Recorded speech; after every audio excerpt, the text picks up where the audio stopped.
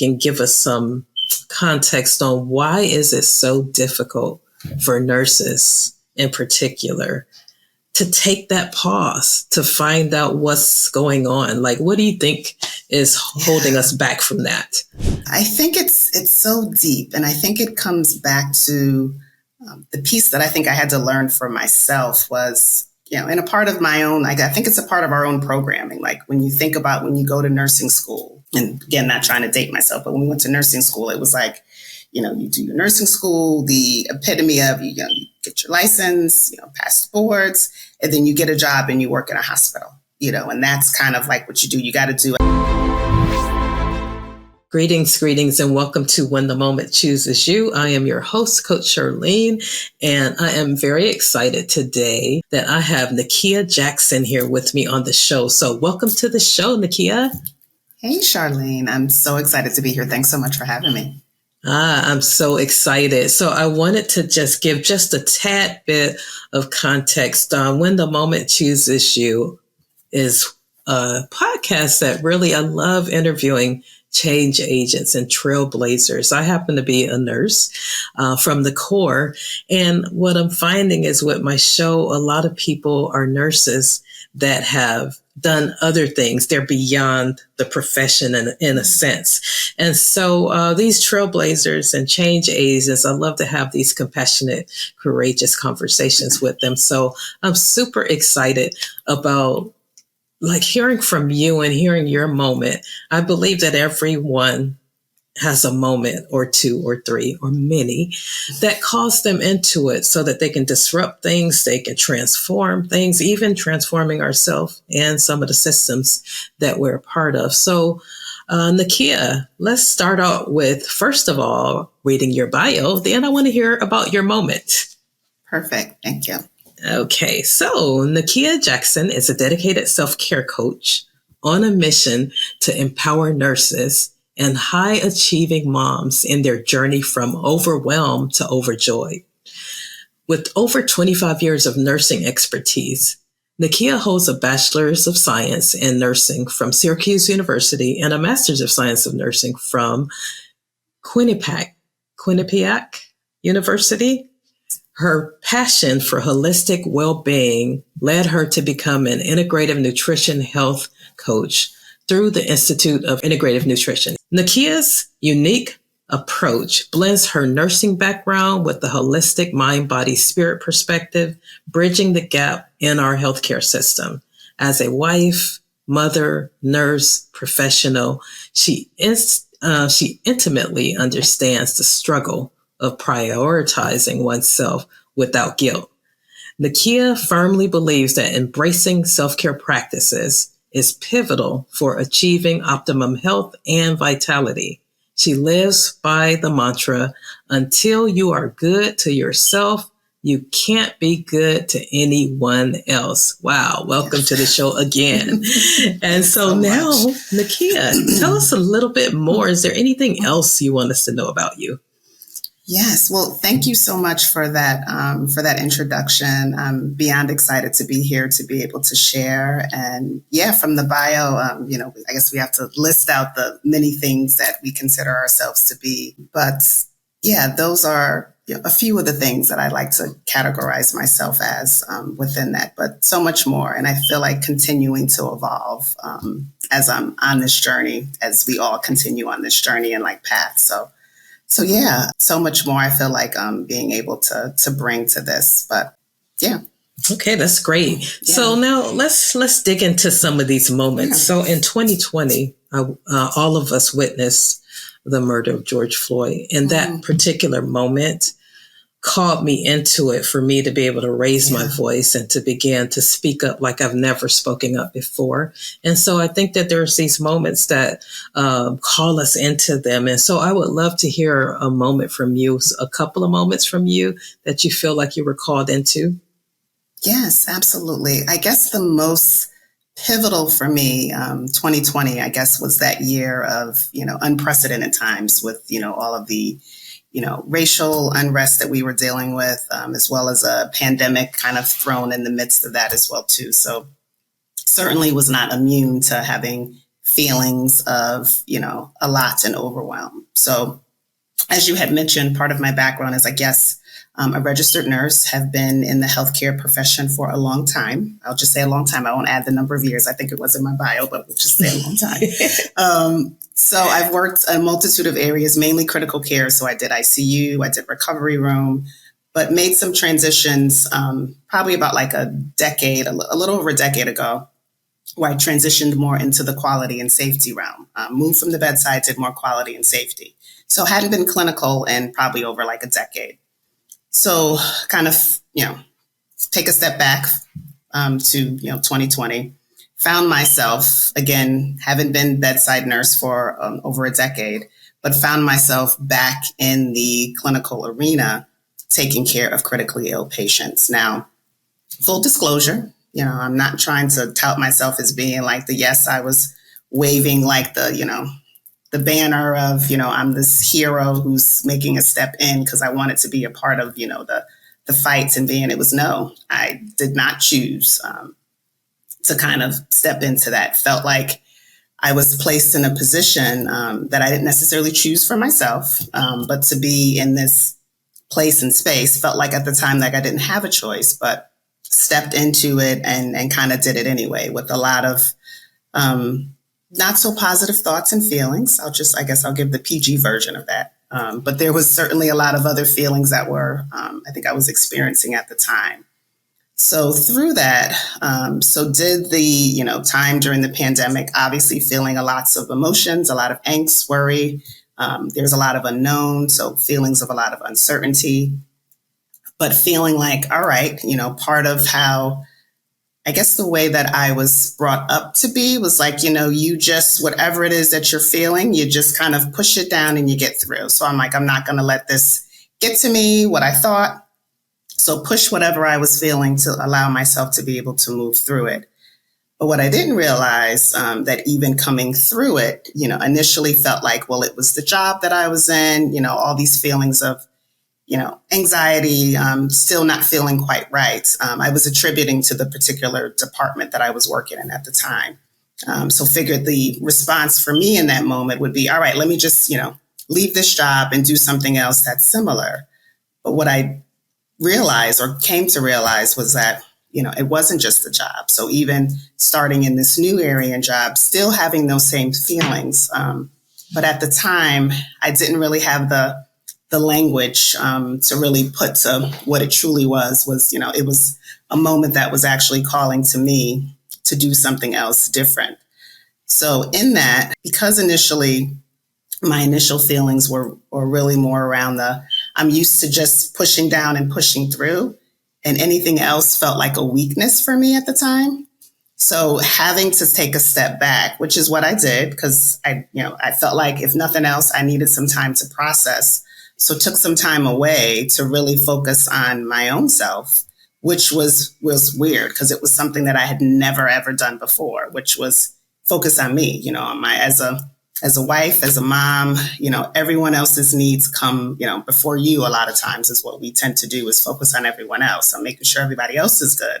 But I never really took the time to make sure that I was well.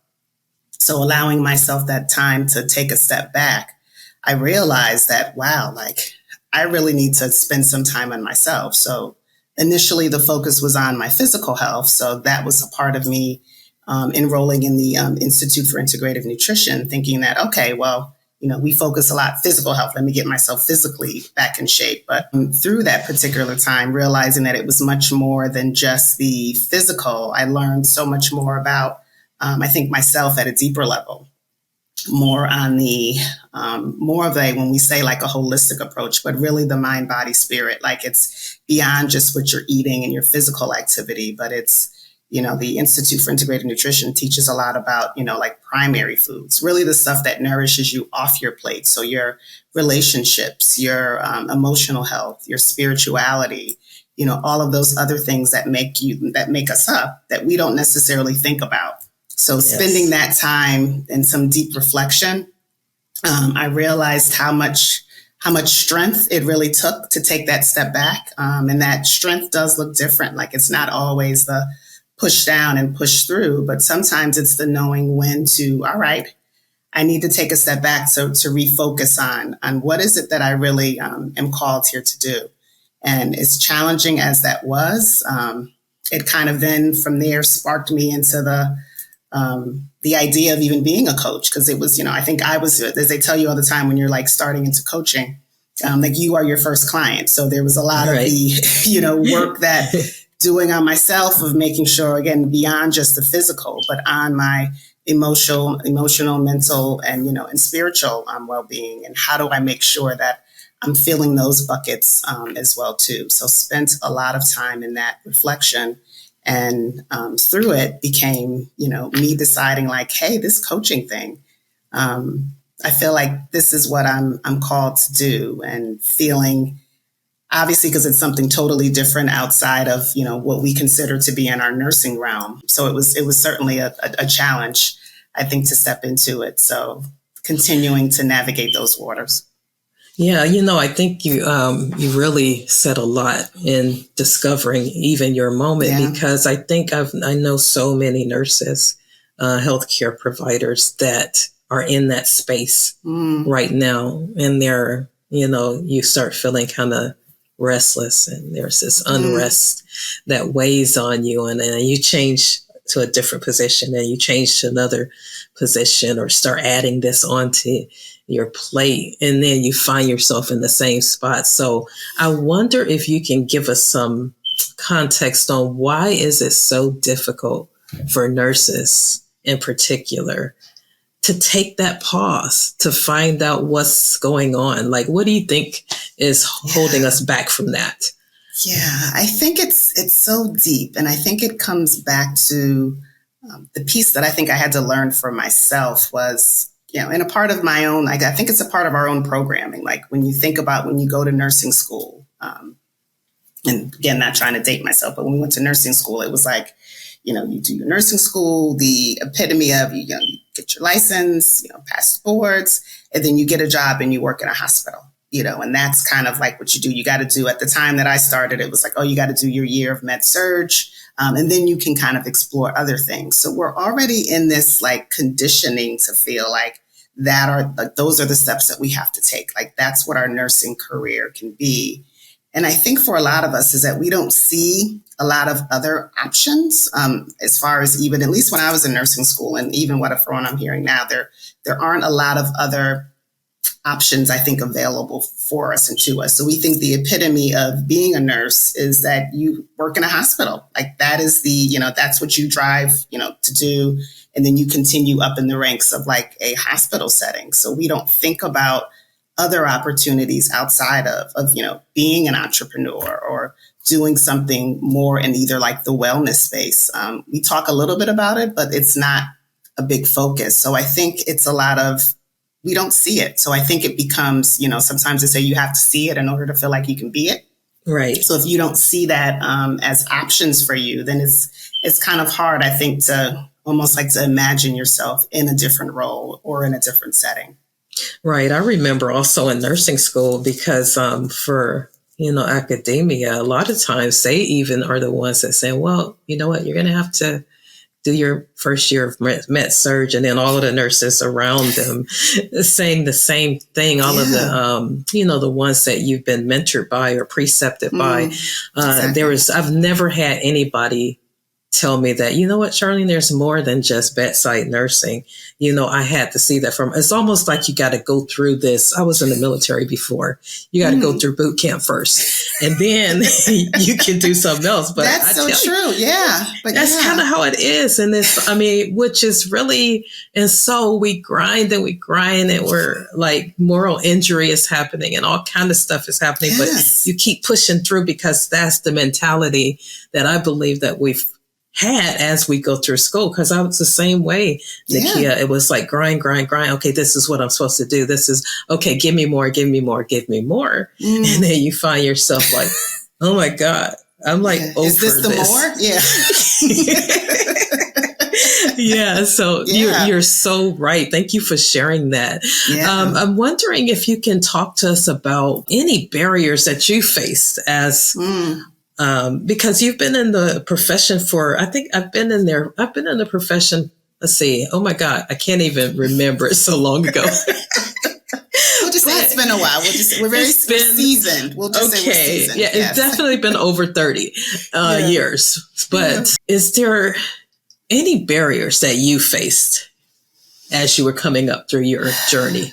Yeah. Oh, wow. I mean, I know we don't have like hours upon hours to discuss that, so I'll try to sum that up as easily as possible. But absolutely, I think just being, especially I think in the arena of the critical care aspect, like I have to say, like me working in an ICU, there weren't a lot of people who looked like me who worked in the critical care setting. So it was, those were definitely some challenges in terms of, again, like seeing other folks and people who looked like you in different areas and arenas. So always tried to be that, even when I had nursing students who came through, is like showing them like, hey, this is an option for you if you choose to follow it. But I would say probably one of like the biggest obstacles as I'm, continuing to grow on this journey is really being able to be more in tune with my own level of just like of self like awareness, because there's so much focus that I think we put on like everyone else trying to be like the answer. We put our problems and so forth on a lot of other outside forces, and feeling like there's so much that's out of our control. And I feel like a lot in healthcare, especially with nurses, we tend to focus a lot on the things that are out of our control, and not realizing, our own power that we have really within us to be able to, help with regulating our own selves and emotions, just how valuable that piece is. So when we talk about just obstacles, being able to see like beyond that, because even when I think about my own story of how I even got here to be on this journey, I certainly could have lived in my story about this has happened. This was so awful. Because you certainly have people like, yeah, girl, that's terrible. I can't believe that happened to you. This is so awful, and living in that, right. And just basing my life on, this is what happened, but learning to really change the narrative and starting to look at it very differently. Like not life is happening to me, but life is happening for me. So changing it from like, if it wasn't as a result of that kind of, springboarded me into a very different way of thinking. So I think it's even in how we're looking at those obstacles as not so much challenges, but those things that are allowing you to grow, breaking outside of that comfort zone. So really changing the way that we think about even, all of those, the challenges that we are faced with. Yeah, you know what? That's actually really powerful what you just said, because quite honestly, all of the challenges that I've gone through, even with some of the outright, just the racism that I experienced, all of it has gotten me to where I am today. Absolutely. Yes. So it's part of my story. But I love what you said about a lot of people are still telling the story from within the story versus being on top of your story. That's where you get that victory, and then you've healed, you've transformed yourself so that you can now transform other people. So thank you. That was really powerful. So tell me a little bit more about your business and your coaching, your self-care. Like, come on, talk to us about that, because I know people need to hear it. Yes, excited. So this is also a piece of me, I think, learning to stretch outside of the comfort zone. So my business initially, it's gone through a couple of evolutions as, we are, continuing to learn and figure things out. And I felt like the focus on nurses. So my ultimate area of focus is that I empower emotionally exhausted nurses on how to really be to be able to nurture themselves, through incorporating daily self-care habits so that they can then be those role models for those that they're actually in charge of caring for, and that could be for patients, and that could also be for loved ones as well, too, because I feel like for a lot of us, especially in the healing or the professions where we're always, the caregiver professions, we've always been part of us is just that we're doing more for others and for ourselves. Yeah. So for me, it's like stepping into the role of even being able to help nurses was an area I felt like I kind of pushed away from. I was like, oh, I don't know if I should necessarily do. I'll just focus on moms.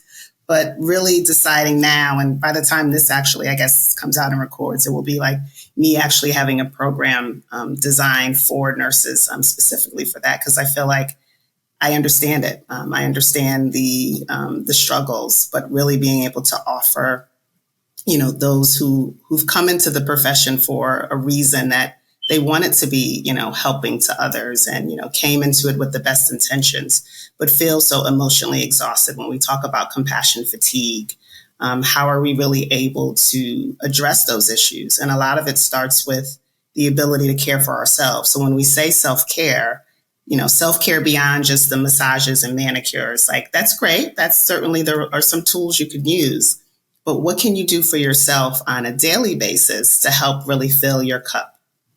When we're on the plane and, the flight attendant's going through the instructions and they say, if the cabin loses pressure, you put your oxygen mask on first and then help the person next to you. So for a lot of us, we're not used to putting our oxygen mask on first. We're doing it for everyone else. And then we're passing out and, we're depleted as a result of. So how do we pour back into us, making sure that we're well so that we can show up and be the best versions of ourselves, and how that impacts. So taking that mission to really be able to spread it to help my fellow nurses in this to find out what's going to be best for them and how do they continue whatever their path may be.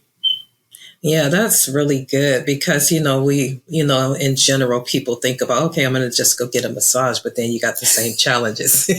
I'm going to go on vacation, but you got the same challenges staring you in the face. So that's like really actually unique and powerful, because I can see, like, even in what we talked about earlier, Nickia, me being able to say, no, I'm not going to do anymore. That's a form of self-care. Yeah. But it's a complete sentence. Yeah. Yeah. We get so locked into we're so used to, and there was some stuff I had to learn even for myself. It's like really teaching people how to treat you. Because a lot of times we're in this where we just continue to do, and people just continue to, expect that because that's what we do all the time. So it is us kind of showing people like, no, not going to do it. Can't, knowing when enough is enough for you. Like I'm at my capacity. That's my new word of using, like, even with my kids, it's like, I'm at capacity right now. And not going to be able to do that. Like I know when I need to rest. So, and it's okay to, learning those tools to be able to be okay with it. Because we do feel a lot of guilt. So how do we move past the guilt feeling and be in acceptance of like, this is important for me? Because it helps how I take care of me is also how I show up for you too. Yeah, that's beautiful. Wow. Is there any, so you do have a program coming up, you said? Yes, I do. Okay. I am doing one-on-one coaching right now with clients to help them sort of like through, but certainly, with the program. So by the time this comes out and you air this, yes, the program will be up and live and ready to take folks and people. So excited for that. Okay, good. So you guys, I'm going to make sure I put her website and everything in the description so that you can click in and, get the support that you need. Because I think one thing that I love about, since I've been doing this podcast, all of the different ways that nurses can be entrepreneurs and transformative. I mean, it's amazing. I've had on wonderful guests that are doing way different things, but still love nursing and still are glad they went into the profession. And I think this is great because like now with the crisis that we're in, we need all types of different ways to help us to find our why and get back where we need to be and even make decisions that, okay, it's time for me to jump, whatever that is for you. But now all of these different options. So I'm really excited about that. So you know what, for my guests on this show, I always like to get the top three. So I want to hear Nickia's top three pearls of wisdom. Yeah. Okay. If I have to break it down to three. So one of the biggest things I would say for me would be the self-awareness piece is I think it's like the crux of everything. And when I say self-awareness, I'm saying self-awareness in the sense of being, mindful of like your thoughts, which kind of create your emotions, which then lead to, your actions, behavior, and then the results you ultimately get. So how you're feeling in certain moments, what's coming up for you, how you're responding, and then also like the ability to allow you to, how are you able to self-regulate within that? So when things do come up, are we acting out from a place of, frustration? Or do we recognize like, all right, this is what I'm feeling in this moment? Granted, it's a part of the human experience is for us to, have these levels of emotions. It's not to say to suppress, but recognizing, all right, I'm feeling this in this moment, and just allowing ourselves to like settle with it. Because sometimes we can get very locked into the doing. Yes. We feel like we're doers. We want to just do and forget sometimes that it's okay to just be. We are human beings, not human doings. So That's taking right. those moments to just be present. Because I find even for myself, when I may be feeling a little bit in the, you start to get a little angst. The thing that has worked a lot for me is just to stop, pause, allowing myself the ability to reset. So, and that just starts from the self-awareness piece. So I would say self-awareness is huge. Another piece I would say is big would be just I would say curiosity. So the ability to just be curious. And when I say that, just being open. For so many of us, especially in nursing, as we were talking about earlier, we've kind of got locked into this one way of thinking about even our own careers of, how we're entering into it. What are our next steps? Like we have to do this path. And then, then the more will come, but only along this path are you able to achieve that. So I think when I say curiosity, just being open to other ideas, other opportunities, really changing the way that we see ourselves and other things that, may come up around us. Again, we can get very locked into our own programming. So being just curious. Yes. And another area I would say that's huge is just the self-compassion piece. Because for a lot of us, we are great. We can be great for others, but when it comes to ourselves, we can be our harshest critics. We can be so harsh on ourselves. So learning how to treat ourselves with that warmth and care that we're able to provide to others, but making sure that we're giving that to ourselves as well, too. So when I say the self-compassion piece is learning how to be kind to ourselves in those, in whatever moments, which is challenging because, again, our inner critics can be very harsh. So being aware of even those thoughts. So back to the self-awareness piece that allows us, I think, to get even to when we're at a place where we can be more compassionate. Yeah, that's pretty powerful. I wanted to dig into that third one just for a little bit. And so I think it was, I did my master's during COVID and then finished at the end of 21. And so and we've gone through so much during 2020 and beyond with the triple pandemic, I'm going to call it, because we all had I had a lot of loss in my family. I had a lot of loss of all kind of things. And so I found myself in this moment that was really, I had never been before. I mean, it was a little bit like on the dark side, like just depressive and just everything that was going on. And so I sat on this healing circle, and the healing circle was centered around self-compassion. And it was virtual. And I had to turn my camera off so many times because I was like bawling because it hit me right between the eyes that the compassion for myself was not present at all. And so that forged me to say, I got to pause. I got to take some time off because I'm losing my momentum. I'm losing the joy. I'm losing the meaning of what I was dealing with at the time. And so I went on a little path of solace. I think I took about 2 weeks just to pause and not do anything for anybody. And I found the quote, and the quote said, "You don't die when your heart stops beating. You die when your heartbeats have no meaning." Ooh, and what I found is that I almost like I want to write that one down. It's unknown. I've grabbed that one because that one spoke and resonated with me, because guess what? My heartbeats had become so dull that I had no meaning anymore. like I had before. And so then my quiet time showed me that, Charlene, you have to show compassion to yourself. You're showing compassion to everybody else, and that's why you're empty. And so you show compassion to yourself. And this is where you're going to start with this quote right here.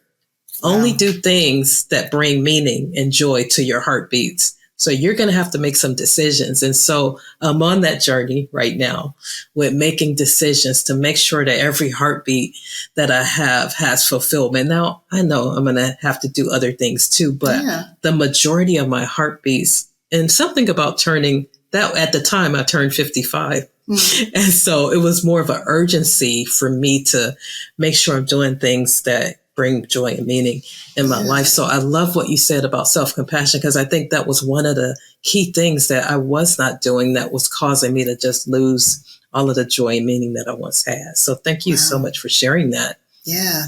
No, I felt the exact same way. I think for myself is that we're so used to doing for everyone else, and we forget us in the midst of, and we can be so hard and harsh on ourselves, but taking that step inward makes such the difference. So it's huge. Nickia, are you still there? Yes. Oh, can you hear me?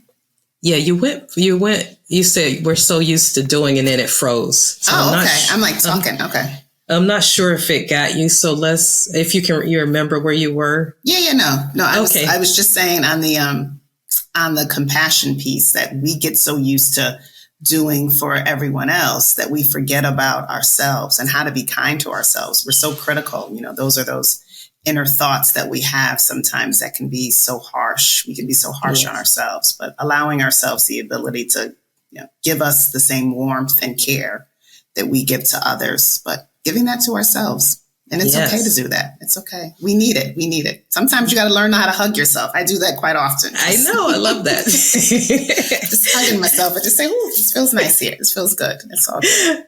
That's awesome. So, okay, people are going to want to get in touch with you. So tell us how we can get in touch with you. Absolutely. So there's a multitude of ways. So you can either reach me through email. So I'm at nickiajacksoncoaching@gmail.com.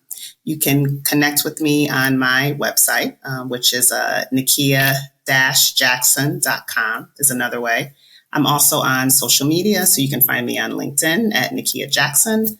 I'm also on Instagram. I'm at holistic.health.with.Nickia on Instagram as well, too. So those are my socials. And would certainly love to connect with those and help on the journey. I feel like for a lot of us, we feel like we are in this alone. So knowing that you're not alone, a lot of us, are having those same feelings and understanding what that uncomfortableness feels like, because we feel like those challenges, we want to either push ourselves away from it, but recognizing that with that pressure and that challenge comes great things. I mean, they say, diamonds are built from pressure. So it's, in terms of thinking of ourselves as being those diamonds in the making. So let's, let's make some diamonds together. Yes, so, I absolutely agree with that. I love that. We need that pressure. We need that pressure. So yeah, absolutely. Because we do want to become, I like to say, the highest expression of ourselves. So thank you so much for being on the show. I'm going to let you do one more. If you have any more wisdom for us, I'm going to have you kind of end it with some wisdom from Nickia.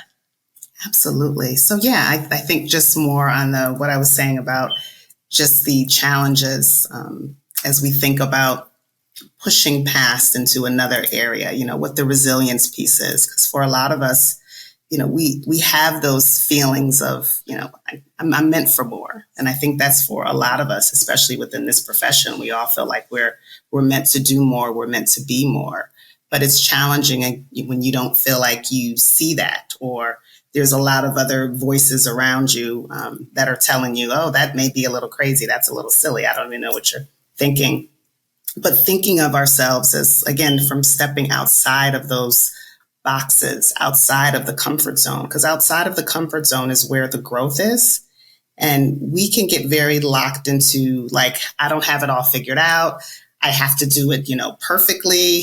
We get locked into this perfection zone, but perfection is not a real thing. It's almost like the lowest standard, because when we keep saying we are striving for perfection, then we end up striving for nothing. So it really is not so much about perfection, but about progression.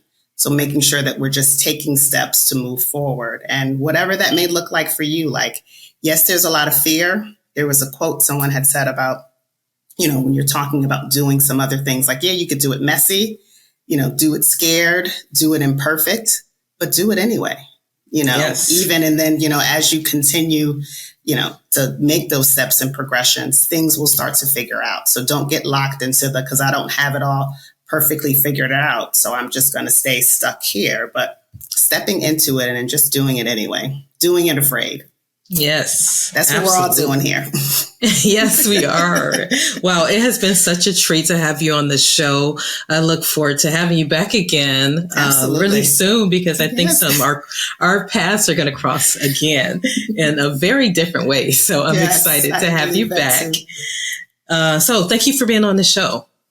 Thank you so much, Charlene, for having me. Yes, and looking forward to connecting with you again as well, and as well as just with any of your viewers. So excited. Thanks for having me. Okay. Bye-bye.